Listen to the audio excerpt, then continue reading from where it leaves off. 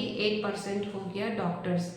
Doctors जो है 28% होने का चांस रहता है डॉक्टर्स को, क्योंकि सर्जरी के टाइम, इंसिजन देने टाइम, या फिर हो गया सूचर निडल पंचर हो गया, या फिर सिरिंज, तो ये 28% आते हैं। हम लोग डोंट्स अलाउ मतलब क्या नहीं कर सकते हैं, इसका डिसएडवांटेज क्या, हम लोग को क्या नहीं करना चाहिए निडल पिक इंजरी होते टाइम। तो सबसे पहला जो फर्स्ट पॉइंट है वो हम लोग का, do not any antiseptic use. मतलब हम लोग को जो है कोई भी एंटीसेप्टिक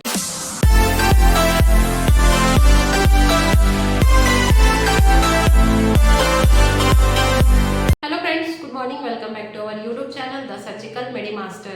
तो मेरे चैनल में आप सबका फिर से वेलकम है एक न्यू टॉपिक पे। और आज हम लोग डिस्कस करने वाले हैं एनएसआई, जो कि मेडिकल लाइन पे जानना बहुत ज़रूरी है, एनएबीएच के रिगार्डिंग भी, और as a hospital staff, OT technician हम लोग के लिए बहुत ही इंपॉर्टेंट टॉपिक है कि एनएसआई एक्चुअल में क्या है, इसका एडवांटेज क्या है, डिसएडवांटेज क्या है। अगर हम लोग को एनएसआई ऐसा सपोज दैट एक्सीडेंटली होता है तो हम लोग को नेक्स्ट स्टेप क्या करना चाहिए, तो ये हम लोग के लिए बहुत ही इंपॉर्टेंट टॉपिक होने वाला है।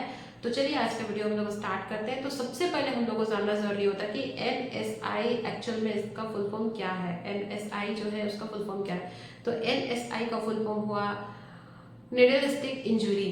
तो निडल स्टिक इंजुरी जो है हॉस्पिटल स्टाफ में किसी को भी एक्सीडेंटली हो सकता है, वो चाहे मेडिकल से हो, कोई टेक्नीशियन हो या फिर सर्जन हो, तो किसी को भी हो सकता है। निडल पिक इंजरी किसी को भी हो सकता है।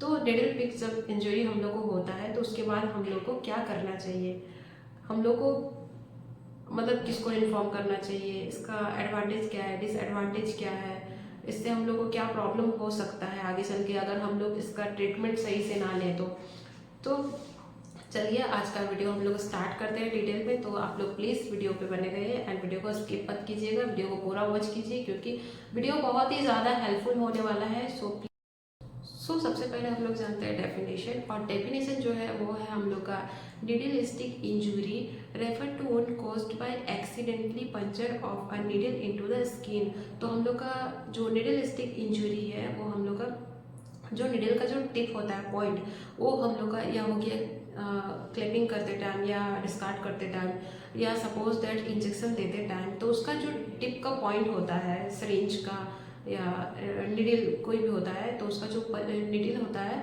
वो हम लोग का बॉडी पे, स्किन पे एक्सीडेंटली पंचर हो सकता है। नेक्स्ट हम लोग जानते हैं इंजुरी चांसेस। ये जो हम लोग का इंजुरी चांसेस है वो सबसे ज़्यादा इफेक्ट किसको करता है, मतलब मेडिकल लाइन में जो हम लोग हैं, नर्सिंग स्टाफ हो गया, ओटी स्टाफ हो गया और डॉक्टर्स हो गए, तो हम लोग का एक सर्कल होता है, जो एक डाटा बनाया गया हुआ है मेडिकल लाइन पे कि एनएसआई का जो ये डाटा है निडल स्टिक इंजुरी, वो हम लोग के मेडिकल लाइन पे कितना परसेंट किसको सबसे ज़्यादा इफेक्ट पड़ता है। तो ये डाटा ऑटोमेटिक मतलब बनाया गया है, जिस मतलब वो एक रियल ही है क्योंकि वो एक्सीडेंटली सबसे ज़्यादा चांसेस उनको होता है, इसलिए ये डाटा एक मतलब रेडी हुआ है। तो इसमें सबसे ज़्यादा सबसे पहले जो होता है कौन कौन से इफेक्ट होते हैं, सबसे पहले हम लोग जानते हैं कि अगर निडल स्टिक इंजरी होता है तो किनको किनको होने का चांसेस है। तो चांसेस में सबसे पहले आएंगे हेल्थ केयर वर्कर्स जो है उनको होने का चांसेस है।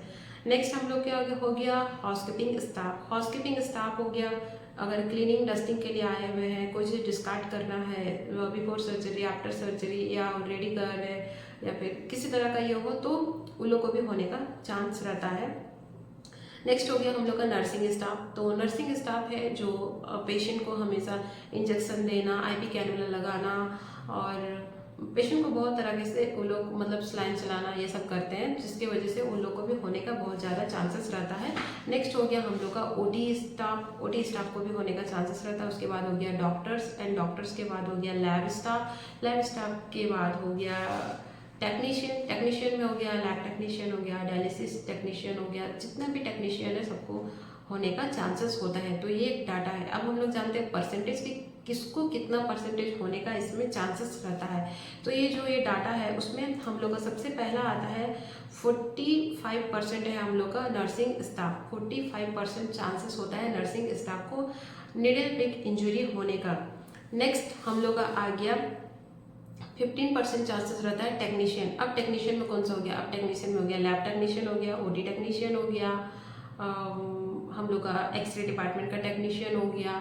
तो ये सब में भी शायद ही अभी 15% की टेक्नीशियन नर्सिंग स्टाफ पहले सबसे ज़्यादा इंजेक्शन यूज़ करते हैं। उसके बाद हो गया हम लोग का टेक्नीशियन, लैब टेक्नीशियन जो ब्लड सैंपल कलेक्शन करते हैं, या फिर हम लोग ओटी टेक्नीशियन हो गया। सपोज दैट कोई पेशेंट को अगर ब्लड शुगर ये सब जांच के लिए बोला गया है या फिर ब्लड कलेक्शन के लिए बोला गया है, तो उसमें होने का चांसेस रहता है। उसमें डायलिसिस टेक्नीशियन हो गया, उसमें लैब टेक्नीशियन हो गया, ओटी टेक्नीशियन हो गया। तो ये जितने भी टेक्नीशियन है, एक सर्कल है तो और सर्कल हो गया 15% होने का चांसेस रहता है।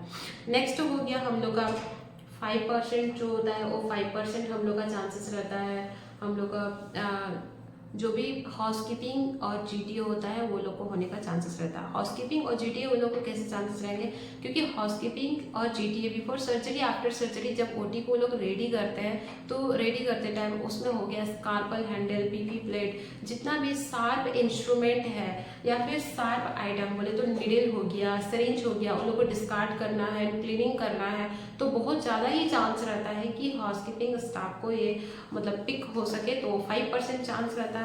एंड उसके बाद हो गया 4% चांस रहता है ट्रेनिंग स्टूडेंट।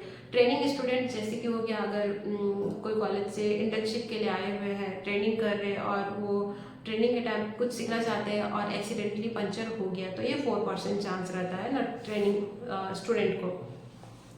तो ये हो गया हम लोग का डाटा कि किस स्टाफ को कितना ज़्यादा होने का चांसेस है।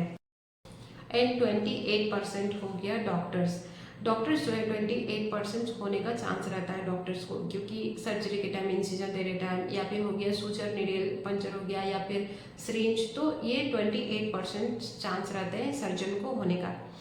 उसके बाद नेक्स्ट पॉइंट हम लोग आते हैं sharp object involve in needle stick injury. कौन से ऐसे शार्प आइटम्स हैं जो हम लोग का निडल इंजुरी में हो सकता है। तो शार्प आइटम जैसे कि एग्जांपल में अभी हम लोग देखेंगे सूचर निडल। सूचर निडल हो गया, जैसे कि सूचर देते टाइम हम लोग का जो निडल है, अगर हम लोग सपोज दैट सर्जन को असिस्ट कराते समय जो निडल होल्डर में होल्ड करते टाइम या फिर निडल एक्सचेंज करते टाइम, तो बहुत ज़्यादा चांस है कि हम लोग को पिक हो सके।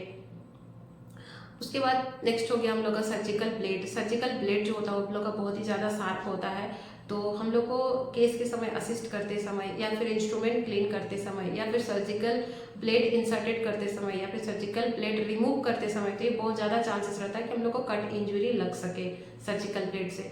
नेक्स्ट हो गया हम लोग का फिर है शार्प इंस्ट्रूमेंट। अगर शार्प इंस्ट्रूमेंट है और हम लोग उसको एक साथ क्लीन कर रहे हैं या फिर ट्रॉली पे एक साथ लिए हुए हैं, तो हम लोग को बहुत केयरफुली करना पड़ता है, क्योंकि वो बहुत ज़्यादा चांसेस है कि इंस्ट्रूमेंट से हम लोग का इंजरी हो सकता है। उसके बाद है आईवी निडल। आईवी निडल हो गया कि हम लोग आईवी कैनुला लगाते समय पेशेंट को या आईवी या फिर इंजेक्शन देते समय, तो वो हम लोग का चांसेस रहता है कि हम लोग को निडल इंजरी।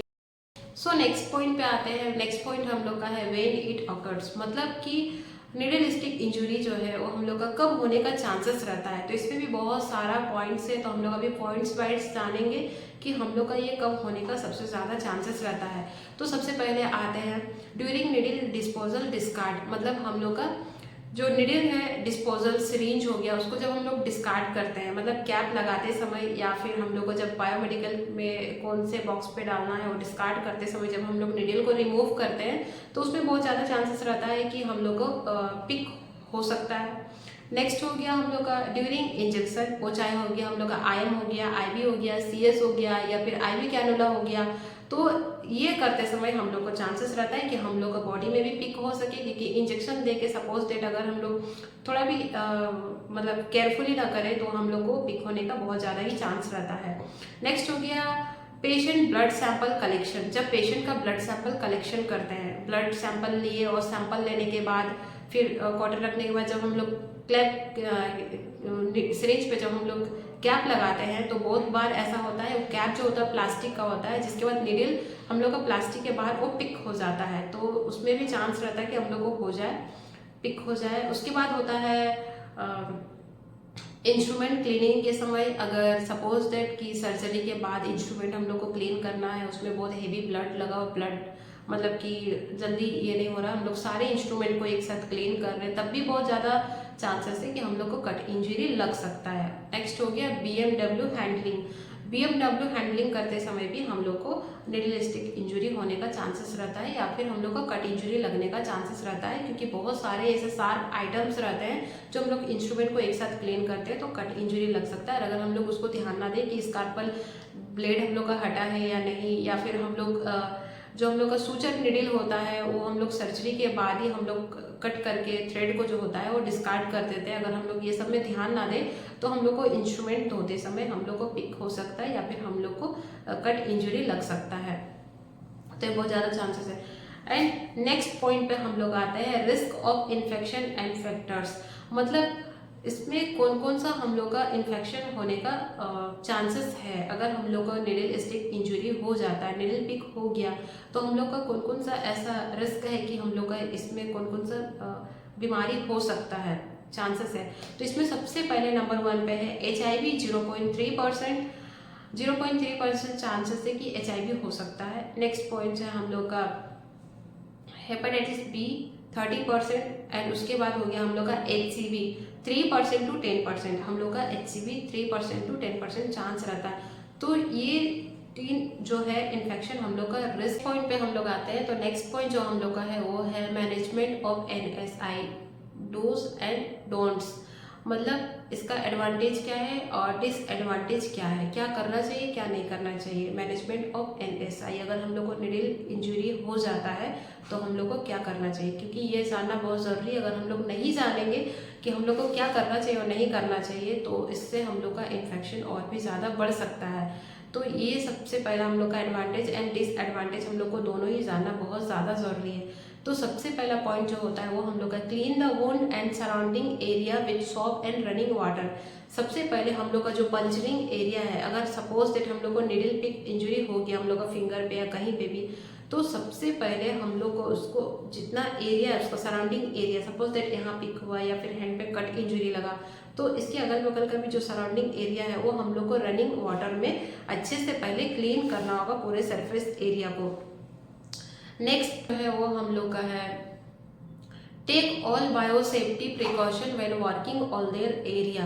मतलब हम लोग को जब भी हम लोग अपने वर्किंग एरिया में जाते हैं उस समय हम लोग को अपना प्रिकॉशन PPE किट मतलब पहन लेना है। जैसे हो गया सपोज दैट गाउन हो गया, कैप हो गया, मास्क हो गया, इंक्लूडेड शू कवर हो गया, स्लीपर हो गया, तो ये सब हम लोग को वियर करना होगा। ये हम लोग का पर्सनल सेफ्टी प्रिकॉशन है, तो ये हम लोग को पहले वियर करना होगा।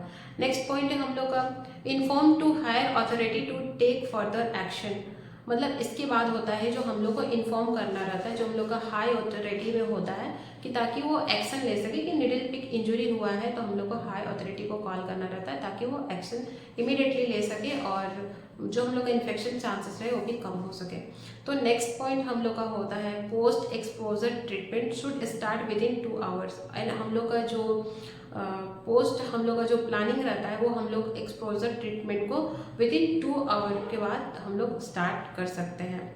नेक्स्ट पॉइंट है हम लोग का report the incident to your quality department. हम लोग के साथ जो इंसिडेंट हुआ वो इंसिडेंट को हम लोग को अपने डिपार्टमेंट में जो भी क्वालिटी है डिपार्टमेंट में, तो हम लोग को अपने क्वालिटी डिपार्टमेंट को हम लोग को इन्फॉर्म करना रहता है कि निडल पिक इंजरी हुआ है, कितना इंसिजन हुआ है, कितना मतलब कट इंजरी लगा है, कितना पिक हुआ है।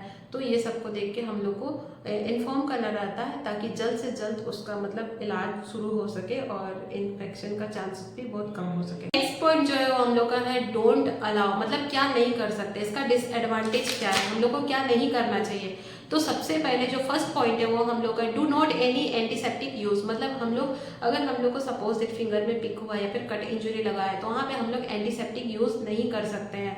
नेक्स्ट पॉइंट है हम लोग का do not take pick finger on mouth. अगर हम लोग का सपोज दैट फिंगर में पिक हुआ है और वहाँ से ब्लीडिंग हो रहा है या फिर कट इंजरी लगा है, ब्लीडिंग हो रहा है, तो हम लोग को एक्सीडेंटली कुछ पिक हुआ है और सपोज दैट अगर ब्लीडिंग हो रहा है तो हम लोग को सडनली अपने माउथ पे फिंगर को नहीं लेना है। बहुत लोग होते हैं कि कट इंजरी लगा या फिर जल गया या फिर कुछ होता है, बहुत किसी का हैबिट होता है कि वो अपने माउथ पे फिंगर को डायरेक्ट ले लेते हैं। तो ये मतलब कि एक इन्फेक्शन का बहुत बड़ा ही है, तो ये हम लोग को बिल्कुल भी नहीं करना चाहिए। ये डू नॉट अलाउ है। नेक्स्ट पॉइंट जो हम लोग का है वो डू नॉट स्विच और प्रेस इन द वुंड। जो हम लोग का वुंड है, अगर कट इंजरी लगा या फिर पिक हुआ, वो हम लोग को प्रेस नहीं करना है फिंगर को, क्योंकि हो सकता है कि अगर वो पॉजिटिव पेशेंट है और पॉजिटिव पेशेंट का अगर नीडल पिक हुआ और सपोज दैट वो नीडल भी पिक हो गया, तो फिर हम लोग को उस टाइम पे प्रेस भी नहीं करना है एंड फिंगर को स्विच भी नहीं करना है। तो ये 3 पॉइंट जो हम लोग का डू नॉट अलाउ में हम लोग को बहुत ही ज़्यादा इंपॉर्टेंट है, हम लोग को ये हमेशा याद रखना चाहिए,